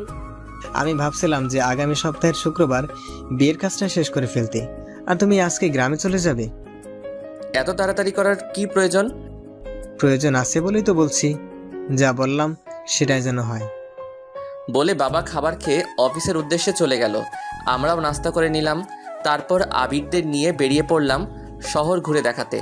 অনেক বছর পর আবির দেশে আসলো, আর অরিনের তো জন্মই সেখানে, তাই তাদের নিয়ে ঘুরতে বের হলাম। ঢাকার প্রায় সব জায়গায় আমরা ঘুরে দেখে ফেললাম। সন্ধ্যায় বাসায় এসে ফ্রেশ হয়ে নিলাম। তারপর সবাই মিলে আড্ডা দিতে লাগলাম। অরিন আবার তেমন বাংলা বলতে পারে না, কারণ জন্মের পর থেকেই সেখানে থেকেছে তো, তাই ইংলিশটাই ভালো পারে। আর ওদেরকে আমি 1 মাস এখানে থাকতে বলেছি, আর এই কয়দিনে ওকে বাংলা শেখানোর দায়িত্ব মাকে দিয়েছি। আমি মাকে বললাম, মা বলছিলাম কি, আজকে তো বুধবার, তাই যদি শনিবার গ্রামে যাই তাহলে কেমন হবে? তোর বাবা যখন বলেছে নিশ্চয়ই কিছু ভেবেই বলেছে, তাই তুই কালকেই চলে যা, আর সাথে আবির আর অরিনকেও নিয়ে যা। আচ্ছা ঠিক আছে। কতদিন পর দেশে এলাম, একটু শান্তিতে বাসায় থাকবো, সেটাও হচ্ছে না। ফিসফিস করে কি বলতেছিস? কই কিছু বলিনি তো। কিছুক্ষণ পর বাবাও এসে গেলেন। পরে সবাই একসাথে ডিনার করে নিলাম। ডিনার করার পর আমি রুমে গিয়ে গিফটগুলো নিয়ে আসলাম। পরে সবাইকে নিজেদের গিফটগুলো বুঝিয়ে দিলাম। সব থেকে বেশি গিফট আকিবের জন্য এনেছিলাম, আর অধরার জন্য আনা গিফটগুলো আমার লকারে রেখে দিলাম। গিফটগুলো বুঝিয়ে দেওয়ার পর ঘুমাতে চলে এলাম। কিছুক্ষণ পর আকিব আমার রুমে এসে বলল সে নাকি আমার সাথে ঘুমাবে। আমি আর মানা করতে পারলাম না। শুয়ে পড়ার পর আকিব অধরার কথা বলা শুরু করলো। এদিকে আমি ঘুমিয়ে পানি। আজকে অনেক ধকল গেল, তো সকালে তাই শুয়ে পড়ার পরই চোখটা লেগে যায়, আর আমি চলে গেলাম ঘুমের অতল দেশে। আকিব আমার কোনো সাড়া না পেয়ে সেও কিছুক্ষণ ঘুমিয়ে গেল। সকালে ঘুম থেকে উঠে দেখি আকিব আমাকে কোলবালিশের মতো জড়িয়ে ধরে ঘুমিয়ে আছে। তাকে আমার থেকে ছাড়িয়ে আমি ফ্রেশ হতে যাই। ফ্রেশ হয়ে এসে আকিবকে ডেকে তুলে দিলাম, কারণ আজকে আকিবের স্কুল আছে, তাই ওকে ডেকে তুলে ফ্রেশ হতে পাঠিয়ে দিলাম। আকিব ফ্রেশ হয়ে এলে আমরা নিচে যাই নাস্তার টেবিলে। গিয়ে দেখি সবাই আমাদের 2 ভাইয়ের আগেই উঠে গেছে আর নাস্তার টেবিলে বসে আছে। কিছুক্ষণ পর মা এসে নাস্তা দিয়ে গেল। আমরা নাস্তা করতে শুরু করলাম। তখন বাবা জানতে চাইলো যে কবে আমি গ্রামের বাড়ি যাব। আমাদের সেখানে যাওয়ার কথা শুনেই আকিবও বায়না ধরলো যে আমাদের সাথে যাবে, কিন্তু বাবা দিতে রাজি না। এক পর্যায়ে আকিব কান্না শুরু করে দিল, তাও বাবা তাকে যেতে দিতে রাজি না, কারণ আকিবের স্কুল খোলা প্লাস প্রাইভেট, এইসবের বাহানা দিচ্ছে বাবা। তখন আকিব বলে, প্রাইভেট নিয়ে তো কোনো সমস্যা হয় না, অধর আব্বুকে সাথে নিয়ে গেলেই তো হয়।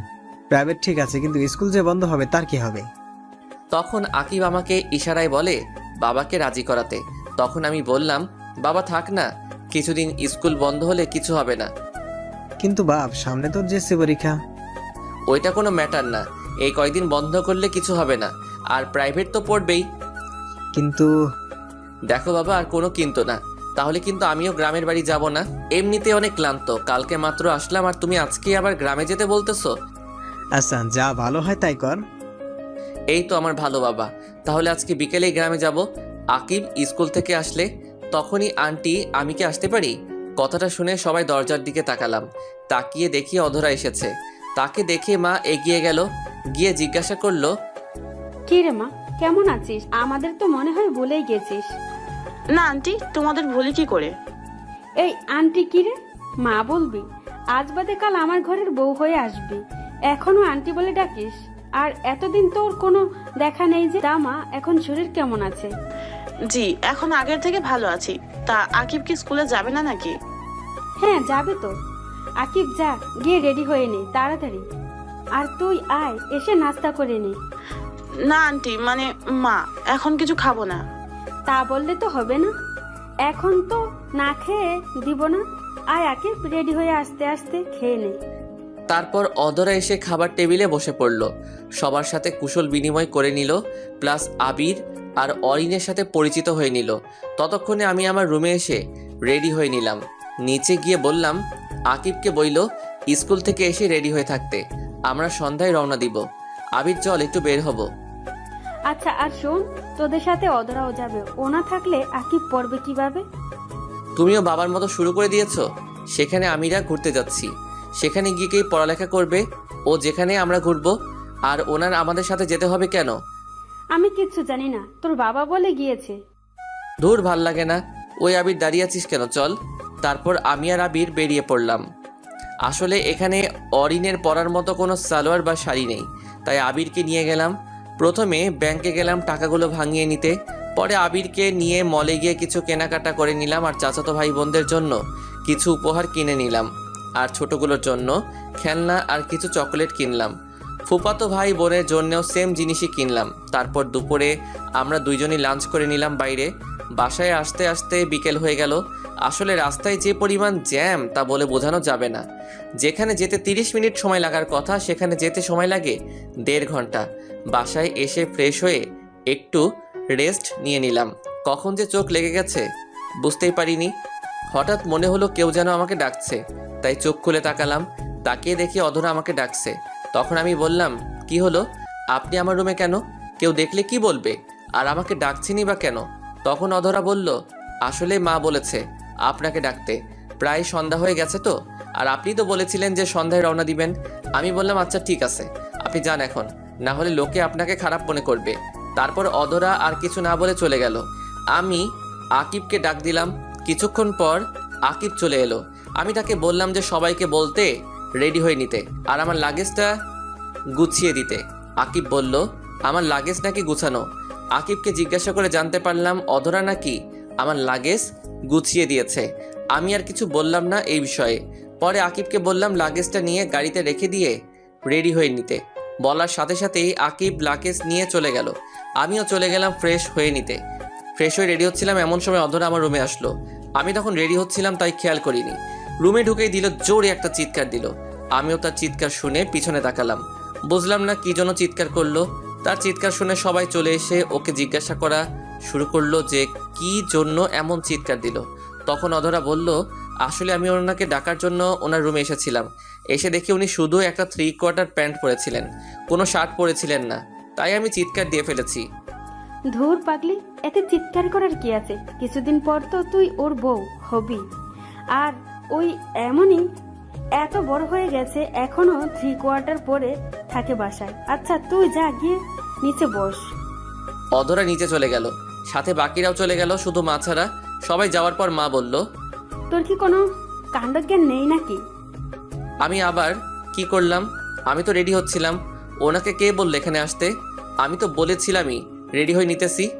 তুই কি এই 3/4 আর টি শার্ট পরে যাবি নাকি? হ্যাঁ, কেন? কোন দিক দিয়ে এটা খারাপ? আচ্ছা, এখন বেশি কথা না বলে রওনা দিতে হবে, না হলে পরে অনেক রাত হয়ে যাবে। তারপর রেডি হয়ে বের হলাম। গাড়িতে যাওয়ার সময় আমি ড্রাইভ করেছিলাম আর আমার পাশের সিটে আবির বসেছিল। দীর্ঘ 2 ঘন্টা জার্নির পর গ্রামে পৌঁছালাম। পৌঁছে গাড়ির হর্ন বাজানোর শব্দ শুনে সবাই বেরিয়ে গেল। তারপর সবাইকে নিয়ে ভিতরে গেল। আমি গিয়ে গাড়ি পার্ক করলাম। পরে ভিতরে গেলাম, গিয়ে সোফায় বসলাম। 10 মিনিট হয়ে গেল, কেউ এলো না আর জিজ্ঞাসাও করলো না কেমন আছি। সবাই অধরাকে নিয়েই ব্যস্ত। তখনই চিৎকার করে বড় চাচাকে ডাক দিলাম, চাচা, ও চাচা। আমার ডাক শুনে তাড়াতাড়ি করে চাচা এসে জিজ্ঞাসা করলেন, কি রে, কি হয়েছে? এভাবে চেঁচাচ্ছিস কেন? আমাকে মনে হয় ভুলেই গেছেন। এতদিন পর এলাম, কেউ একবারও জিজ্ঞাসা করলো না কেমন আছি বা এত দূর আসতে কোনো সমস্যা হয়েছে কিনা। 15 মিনিট হয়ে গেল এখানে বসে আছি, কেউ এসে পানি পর্যন্ত দিল না। আমি আর এখানে থাকবো না, এখনই আমি চলে যাব। আরে রাখ তো ওদের কথা, ওরা একটু এমনই। আসলেই তো তুই অনেক বছর পর এসেছিস, এটা তারা ঠিক করেনি। তুই বস, আমি কাউকে পাঠিয়ে দিচ্ছি। কাউকে পাঠাবা মানে? তার মানে আসলে সবাই আমাকে ভুলে গেছে। ধুর, আমি এখানে থাকবোই না বলেই বাইরে চলে এলাম। চলে তো এলাম, কিন্তু এখন যাব কোথায়? ধুর, আসলেই আমি অল্পতেই রেগে যাই। তখনই ছোট ফুপির কথা মনে পড়ে গেল, তাই গাড়ি নিয়ে রওনা দিলাম ফুপির বাসার উদ্দেশ্যে। 30 মিনিট পর পৌঁছে গেলাম ফুপির বাসায়। আমাকে দেখে ফুপি অবাক হয়ে গেল, বলল, কি রে তুই এত রাতে, তাও আবার কিছু না জানিয়ে? কেন আসতে পারি না নাকি? না করার হলে করে দাও, আমি এখনই চলে যাচ্ছি। আয় ভিতরে আয়। তা কেমন আছিস? ভালো আছি, আপনি কেমন আছেন? আমিও ভালো আছি। তা তোকে দেখে মনে হচ্ছে খুব রেগে আছিস। কি হয়েছে রে? আর বলিও না, আজ তোমার বাপের বাড়ি গেছিলাম, গিয়ে দেখলাম সেখানে আমার কোনো সম্মান নাই, তাই রাগারাগি করে এখানে এসে পড়ছি। রে ও, এই কথা। যা গিয়ে ফ্রেশ হয়ে নে, খেয়ে নিব। আচ্ছা, আরেকটা কথা, তুমি কিন্তু বলবে না আমি যেখানে আছি। আর ফুপা কখন আসবে? আচ্ছা বাবা, বলবো না কাউকে। তোর ফুপা এখনই এসে পড়বে, তুই যা তো ফ্রেশ হয়ে নে। আমি গিয়ে ফ্রেশ হয়ে নিলাম। ফ্রেশ হয়ে এসে দেখি ফুপাও এসে গেছে। তারপর ফুপার সাথে কৌশল বিনিময় করে নিলাম। পরে সবার সাথে ডিনার করে নিলাম। খাওয়া শেষে ফুপিকে জিজ্ঞাসা করলাম আমার বোনগুলো কই। ফুপি বললেন তারা নাকি অনেক আগেই ঘুমিয়ে পড়েছে পাশের রুমে। আমাকেও বললো ওদের সাথে গিয়ে ঘুমিয়ে পড়তে। আমিও গিয়ে ঘুমিয়ে পড়লাম। সকালে ফোনের চিল্লিতে ঘুমটা ভেঙে গেল। ঘুম ঘুম চোখে ফোনের স্ক্রিনে তাকিয়ে দেখি বড় চাচা কল দিয়েছে। আমিও কল ধরিনি। কিছুক্ষণ পর কল কেটে গেল। কেটে যাওয়ার পর ফোনটা সাইলেন্ট করে আবার ঘুমিয়ে গেলাম। কতক্ষণ করে কারো ডাকে ঘুম ভেঙে গেল। তাকিয়ে দেখি মুন্না আমাকে ডাকতেছে। ঘুম থেকে উঠে ফ্রেশ হয়ে নিলাম। পরে ফুপি ডাক দিলেন ব্রেকফাস্ট করার জন্য। আমিও গিয়ে ব্রেকফাস্ট করে নিলাম। পরে ফোনটা হাতে নিয়ে দেখি 100+ মিসড কল। চেক করে দেখলাম বাবা, চাচা, চাচি, মা, আপু সবাই কল করেছে। আর একটা নাম্বার দেখে খুবই অবাক হলাম, কারণ আমি আমেরিকা যাওয়ার পর যে মেয়েটা কল দিয়েছিল আজকেও সেই কল দিয়েছে, এমনকি রাতেও কল দিয়েছে। তখন ফুপিকে ডাক দিলাম। ফুপি এসে জিজ্ঞাসা করলো কি হয়েছে। আমি বললাম আচ্ছা দেখো তো এই নাম্বারটা চিনো কিনা। ফুপি বললে এটা নাকি অধরার নাম্বার। তাই তো বলি সেদিন কল না ধরায় কান্নাই বা করবে কেন একজন অপরিচিত মেয়ে। আর সেদিন রাগ করে আর পরে কল দেয়নি, তা আজকে কি জন্য আবার কল দিল? মনে হয় কালকে রাগ করে চলে এসেছি তো, আর রাতেও পরে ফিরিনি, তাই মনে হলো কল দিয়েছি। এইসব ভাবতে ভাবতে মা কল দিল। রিসিভ করলাম আর মা বলা শুরু করলো, কি বললো আপনাদের বলুন না, পরে আপনারাও জেনে যাবেন। এটা শুধু আমার আর আমার মায়ের মধ্যকার কথা। আমি কোথায় আছি তা বলুম না, আর যদি যেতেই হয় বিয়ের 2 দিন আগে যাবো, এর আগে বললেও যাবো না। ভালোই ভালোই বলছি, আয় তাড়াতাড়ি। তোর চাচা সকালে যখন বলেছে যে তুই নাকি রাতে রাগ করে বের হয়েছিলি আর ফিরিসনি, সকালেও নাকি কল ধরিসনি, তখনই আমি বাবা ছুটে চলে আসি। কবি বলেছেন যেখানে তোমার সম্মান নেই সেখানে তুমি যেও না, তাই আজকে আমি ফিরছি না। তোমরা থাকো ওই মেয়েকে নিয়েই, আমাকে নিয়ে না ভাবলেও হবে। দেখ, মেজাজটা খারাপ বানিস না।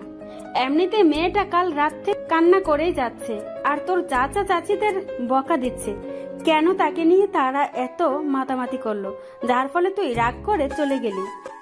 তা বলেও লাভ হবে না। আর উনি এখন কান্না করতেছেন কেন? সেদিন থাপ্পড় মারার সময় মনে ছিল না? আবার আমার ফ্রেন্ড আর তার বউয়ের সামনে অপমান করার সময় মনে ছিল না?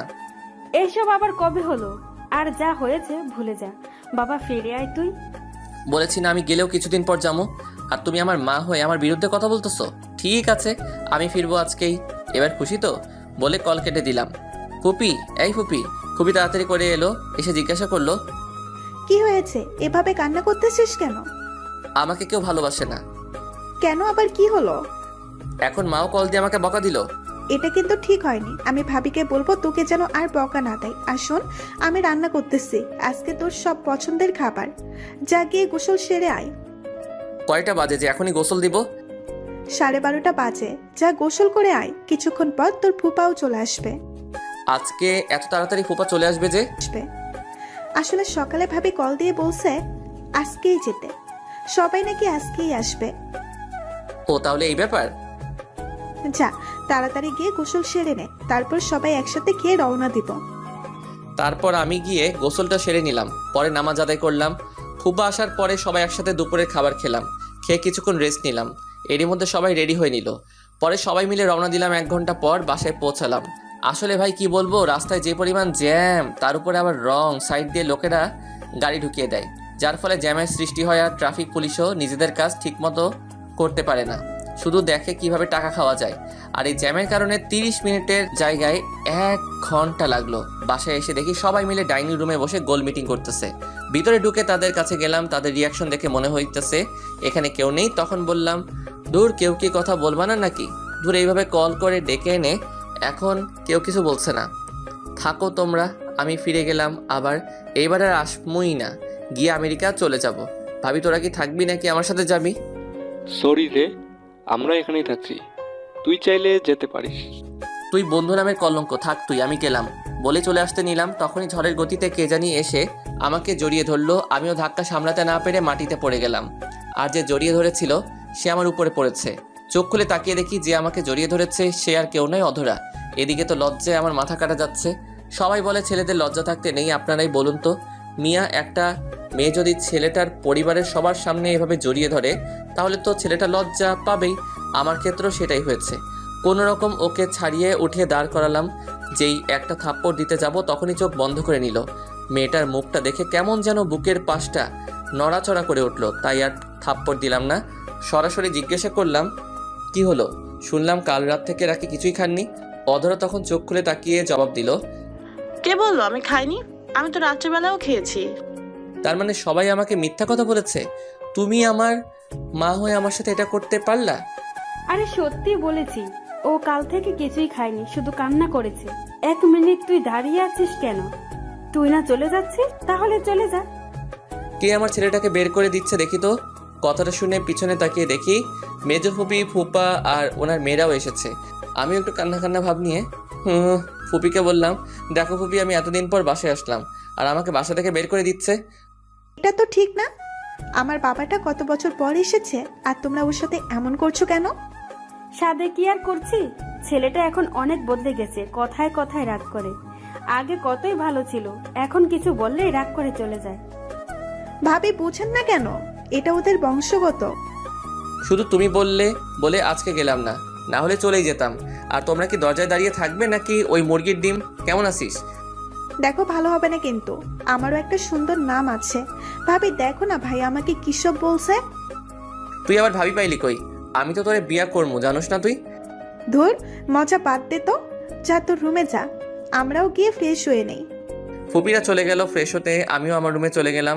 রুমে গিয়ে ফ্রেশ হয়ে নিলাম। ফ্রেশ হয়ে বের হয়ে দেখি আমার গাড়ির চাবিটা টেবিলের উপর নেই। তখনই চেঁচিয়ে মাকে ডাক দিলাম। মা এসে বললেন, কি হয়েছে? সারের মতো চেঁচাচ্ছিস কেন? সাদেকে আর চেঁচাচ্ছি? আমার রুমে কে এসেছিল আর আমার গাড়ির চাবি কই? যে তোর রুমে এসেছিল সেই গাড়ির চাবি নিয়ে গেছে। সেটাই জানতে চাইছি, কে আমার রুমে এসেছিল? সেটা আমি কি করে বলবো? আমি কি তোর রুমের সিকিউরিটি গার্ড নাকি? বলে মা হনহনিয়ে চলে গেল। তখনই আকিবকে ডাক দিলাম। বেচারা আমার ডাক শুনে দৌড়ে চলে এলো। এসে বলল, ভাই আমায় ডাকছিলে কেন? তুই কি আমার গাড়ির চাবি নিয়েছিস নাকি? আমি তোমার গাড়ি চাবি নিয়ে কি করবো? আর আমি তো গাড়ি চালাতে পারি না। তবে কিছুক্ষণ আগে দেখলাম ভাবি তোমার গাড়ি নিয়ে কোথায় যেন গিয়েছে। বলিস কি? ওনার এত বড় সাহস আমার গাড়ি নিয়ে গেছে? আর তুই কি সবাইকে সবার গিফট বুঝিয়ে দিয়েছিস নাকি? না ভাইয়া, আজকে নাকি বড় ফুপি আর সিজো ফুপি আসবে রাতে, আর তারা আসলেই সবাইকে একসাথে দিয়ে দেবো। আচ্ছা, এখন কয়টা বাজে রে? কেন ভাই, ঘড়ি দেখোনি? এখন তো রাত 8টা বাজে। এই রাতের বেলা উনি আমাকে গাড়ি নিয়ে বের হলেন, আল্লাহ জানে আমার গাড়ির কি হবে। আমি আর রাকিব কথা বলছিলাম, তখনই ছোট চাচা এসে বললেন, শোনো, রাতে কিন্তু বের হোস না। কেন চাচা, রাতে বের হলে কি হবে? আর বলিস না, এলাকার পোলাপান সব নষ্ট হয়ে গেছে, যাকে পায় তার কাছ থেকেই সব রেখে দেয়। আর মেয়েদের তো বের হওয়া আরো বেশি বিপজ্জনক। এসব কি বলতেছো তুমি? হ্যাঁ রে, কিন্তু তুই এত ভয় পাচ্ছিস কেন? আচ্ছা, অধরা কি ফিরেছে নাকি? অধরা আবার কোথায় বের হলো? আকিব বলল উনি নাকি কিছুক্ষণ আগে আমার শাড়ি নিয়ে বের হয়েছেন। মা, মা, আবার সারের মতো চেঁচাচ্ছিস কেন? অধরা নাকি বের হয়েছে। তোমরা কি জানো না এলাকার পরিস্থিতি যে খারাপ? অধরা আবার কখন বের হলো? আমরা তো কেউ দেখিনি। আর গেলেই বা কিভাবে? আকিব বলল উনি নাকি আমার গাড়ি নিয়ে বের হয়েছেন। মার সাথে যখনই কথা বলছিলাম তখনই মোবাইলে একটা মেসেজ এলো। মেসেজটা দেখে তাড়াতাড়ি করে বেরিয়ে গেলাম। পিছন থেকে সবাই বারবার জিজ্ঞাসা করছিল, কাউকে কিছু না বলেই মানিব্যাগ নিয়ে বেরিয়ে গেলাম। বাইরে বের হয়ে ড্রাইভারের কাছ থেকে চাবি নিয়ে থানার উদ্দেশ্যে রওনা দিলাম, সাথে আবিরকেও নিয়ে নিলাম। কিছুক্ষণ পর থানায় পৌঁছে গেলাম। গিয়ে দেখে অধরা অফিসারের সামনে বসে আছে। আমরা যাওয়ার পর আমাদের দেখে অফিসার বসা থেকে দাঁড়িয়ে গেলেন। মূলত আমাকে দেখে না, আবিরকে দেখে দাঁড়িয়ে গেল। কারণ আবিরকে সবাই টিভিতে দেখেছে, তাই সবাই চিনে, আমাকে কেউ চিনে না। আমিও সেটাই চাই। আমি চাই সবাই আমাকে সাধারণ মানুষ হিসেবে চিনুক। তখনই অফিসার আবিরকে দেখে বলল, আসসালামু আলাইকুম স্যার, আপনি এখানে, তাও আবার আমার থানায়? কোনো প্রবলেম হয়েছে নাকি? আর স্যার দাঁড়িয়ে আছেন কেন? বসেন প্লিজ, এই স্যারের জন্য চা নিয়ে আসো। ওয়ালাইকুম আসসালাম। আসলে আপনি আমার বন্ধুর ওয়াইফকে ধরে নিয়ে এসেছেন, তাই আমাকে আসতে হয়েছে। আর এখন চা খাওয়ার জন্য আসিনি, অন্য আরেকদিন আসবো চা খাওয়ার জন্য। এখন যদি ওনাকে ছেড়ে দেন তাহলে ভালো হয়। আসলে স্যার, এটা একটা অ্যাক্সিডেন্ট কেস, আর উনি যার গাড়ি ধাক্কা দিয়েছেন সেই এলাকার এমপির মেয়ে, তাই স্যার ছাড়া যাবে না। আর ওনাকে নিয়ে আসার পরেই উনি আপনার বন্ধুদের পরিবারের কথা বলেছে, তাই তো আপনার বন্ধুকে আমি টেক্সট করে আসতে বলি। কিন্তু যিনি কেস করেছেন তিনি যদি না তুলে নেন তাহলে আমার কিছুই করার নেই। আচ্ছা, ওনাকে আপনি কল দিয়ে আসতে বলুন, আমরা ওনার সাথে কথা বলে অনুরোধ করব কেসটা তুলে নিতে। আবির আর অফিসারের কথা বলছিলেন, তখনই থানার টেলিফোনে একটা কল এলো। জি স্যার, জি স্যার বলে অফিসার কল কেটে দিলেন। তখন অফিসার আমাদের বললেন, স্যার আপনারা ওনাকে নিয়ে যেতে পারেন। তখন আমরা অধরাকে নিয়ে বের হয়ে এলাম। বের হওয়ার পর আবিরকে বললাম একটা গাড়ি নিয়ে যেতে। আবির গাড়ি নিয়ে চলে গেল। তখন অধরা আমাকে বলল, আই এম সরি। শোনার সাথে সাথে একটা চর বসিয়ে দিলাম। মনে হয় বেশি জোরেই গেল চরটা, ঠোঁট কেটে গেছে, সাথে কান্নাও করছে গালে হাত দিয়ে দাঁড়িয়ে। তা দেখে আমি বললাম, চুপ, হ্যাঁ একদম কান্না করবেন না। কার কাছে জিজ্ঞাসা করে এই রাতের বেলা বের হয়েছেন? তাও চুপিসারে আমার গাড়ির চাবি নিয়ে বের হয়েছেন। আমাকে বলা যেত না নাকি? নাকি আমি মানা করতাম? তবু কান্না করতেছো কেন? কথা বলছো না? তখন আরেকটা ধমক দিয়ে বললাম, কান্না বন্ধ করে গাড়িতে উঠে বসতে। লক্ষ্মী মেয়ের মতো চুপচাপ গিয়ে বসে পড়লো। তখন অধরা বলল যে গাড়ির চাবি নাকি অফিসারের কাছে। তারপর আমি গিয়ে চাবি নিয়ে এসে গাড়ি স্টার্ট করি। পরে বাসার উদ্দেশ্যে রওনা দেই। কিছুক্ষণ পর বাসায় পৌঁছে গেলাম। সারা রাস্তা অধরা আর একটা কথা বলেনি। বাসায় এসে ওনাকে নামিয়ে দিয়ে গাড়ি গ্যারেজ রেখে বাসার ভিতরে প্রবেশ করলাম। ঢুকে দেখি সবাই ডাইনিং রুমে বসে আছে। আমি সিঁড়ি বেয়ে আমার রুমে চলে গেলাম। কেউ কিছু জিজ্ঞাসা করেনি, কারণ রাগের জন্য আমার চেহারা পুরো লাল হয়েছিল। আর বাড়ির সবাই জানে যে আমার রাগ উঠলে আমি কাউকে মানি না, তাই কেউ কিছু জিজ্ঞাসা করেনি। রুমে এসে শাওয়ার নিলাম মাথাটা ঠান্ডা করার জন্য। প্রায় 1 ঘন্টা শাওয়ার নেওয়ার পর বের হলাম। বের হয়ে 3/4 প্যান্ট আর শার্ট পরে নিলাম। পরে নিচে গেলাম ডিনার করার জন্য। পরে ডিনার করে রুমে গিয়ে শুয়ে পড়লাম। ক্লান্ত থাকা শুয়ে শুয়ে পড়ার সাথে সাথেই ঘুমের অতলে তলিয়ে যায়। সকালে বুকের উপর ভারী বস্তুর ওজন অনুভব করি, সাথে শার্টও ভেজা ভেজা লাগছে। ঘড়ি করে ঘুম থেকে উঠে নাই, কারণ যদি কোনো ভূত হয় তাহলে তো আমি শেষ। ঘুম থেকে উঠে দেখি অধরা আমার বুকের উপর ঘুমিয়ে আছে, আর দেখে মনে হচ্ছে কান্না করতে করতে ঘুমিয়ে গেছে। আমি অধরার মাথাটা আমার বুক থেকে নামিয়ে বালিশে রেখে ফ্রেশ হতে চলে গেলাম। ফ্রেশ হয়ে শার্ট বদলে নিলাম। শার্ট দেখে মনে হচ্ছে চোখে যা পানি ছিল সবটাই আমার শার্টের উপর ফেলেছে। তারপর নিচে গেলাম নাস্তা করতে। সবাই আমার দিকে তাকিয়ে শুধু হাসছে, তাই আমি জিজ্ঞাসা করলাম, তোমরা এইভাবে হাসছো কেন? এমনি। তা তুই তো দেখছি বিয়ের আগেই বইয়ের সাথে থাকা শুরু করে দিয়েছিস। আর কত কি যে দেখতে হবে। 1 মিনিট, তোমরা জানলে কেমন করে? আর আমি তো বলিও নি যে অধরা রাতে আমার সাথেই ঘুমিয়েছো। আসলে ভাই হয়েছে কি, কালকে তুই নাকি ভাবিকে অনেক বকাঝকা করেছিস, আবার ভাবির উপর নাকি রেগেও ছিলিস। তাই খালামণিরা মিলে ভাবিকে তোর রুমে পাঠিয়েছিল তোর রাগ ভাঙাতে। কিন্তু সেখানে গিয়ে ভাবিও ঘুমিয়ে গেল, তাই খালামণিও এটা জিজ্ঞাসা করলো। ওহ, এই ব্যাপার? কিন্তু ফুপি তো জানতোই না। কি জানি না। ওই ডিম, তুই ভিতরে যা তো, আর গিয়ে দেখ বড় ফুপি আর সেজো ফুপি এখনো আসছে না কেন। তুই ওর কথা বাদ দে তো, বল কি হয়েছে। এদিকে আসো, কানে মুখে বলছি। তখন ফুপিকে ডব দিয়ে বললাম, কাল রাতে বাসর হয়ে গেছে, এখন আর ওনাকে বিয়ে করে কি করব? ছি ছি, তোর এইসব করতে লজ্জা করলো না? তাও বিয়ের আগে। আমার রুমে পাঠানোর সময় এটা কি মনে ছিল না? আর তেমন কিছু হয়নি। আমি ঘুম থেকে উঠে দেখি উনি আমার বুকের উপর শুয়ে আছে, তাই আমিও তোমাদের একটু বানিয়ে বললাম। কি বললি? কোথায় শুয়েছিল? কি হলো বলিস না কেন? এই রে, কি বলতে কি বলে ফেললাম। কই কি বললাম? মা, ও মা, খাবার দিবে নাকি? শোন, তোর জন্য আমাদের এখানে আগে আসতে হয়েছে। তাই তোদের বিয়ের কোনো শপিং করতে পারি না। তাই এখন খেয়ে তারপর অধরা আর তোর ভাইদের নিয়ে ঢাকায় গিয়ে শপিং করে আয়, সাথে আবিরদেরও নিয়ে যাস। আর আসার সময় অধরার মামা মামিকেও নিয়ে আসবি। আচ্ছা। পরে মা খাবার এনে দিল, আমিও খেয়ে নিলাম। তখনই আকিব এসে জানতে চাইলো যে তার ম্যাডাম কোথায়, মানে অধরা। আমি বলে দিলাম কোথায় আছে। তারপর আকিব চলে গেল। আমি সবাইকে ডেকে বললাম রেডি হয়ে নিতে। তারপর খেয়ে নিলাম। খাওয়া শেষ করে রুমে গেলাম, গিয়ে দেখি অধরা এখনও ঘুমিয়ে আছে। তাই তাকে আর জাগালাম না, আমি গিয়ে রেডি হয়ে নিলাম। নিচে গিয়া মাকে গিয়ে বললাম যে অধরা এখনও ঘুমাচ্ছে, তাই আমরাই যাচ্ছি। আর ও মনে হয় অনেক ক্লান্ত, তাই আর ওকে ডাক দিও না, উঠলে খাবার দিয়ে দিও। আমরা গেলাম। তারপর আমরা বের হয়ে গেলাম। কিছুক্ষণ পরে আমরা বসুন্ধরা শপিং মলে চলে গেলাম। তারপর সবাই যার যার মতো শপিং করতে চলে গেল। আমি আবির আর অরিন একদিকে গেলাম শপিং করার জন্য। কিছুক্ষণ পর অধরার মামা মামিও চলে এলো। তারপর তারা বিয়ের শপিং করতে লাগলো। আমার জন্য একটা নীল পাঞ্জাবি নিলাম বিয়ের দিন পরার জন্য, আর অধরার জন্য একটা লেহেঙ্গা নিলাম নীল রঙের, সাথে ম্যাচিং করে নীল পাথর বসানো চুড়ি আর একটা নেকলেস নিলাম। বাকিগুলো স্বর্ণের নিলাম। তারপর সবাই মিলে রেস্টুরেন্টে গিয়ে দুপুরে খাবার খেয়ে নিলাম। তারপর সবাইকে দিয়ে কিনা জিনিসগুলো গাড়িতে উঠালাম আর তাদের বললাম গাড়িতে বসতে। পরে আমি আর আবির জুয়েলারি শপে এলাম। সেখান থেকে অধরার জন্য একটা ডায়মন্ডের আংটি কিনলাম।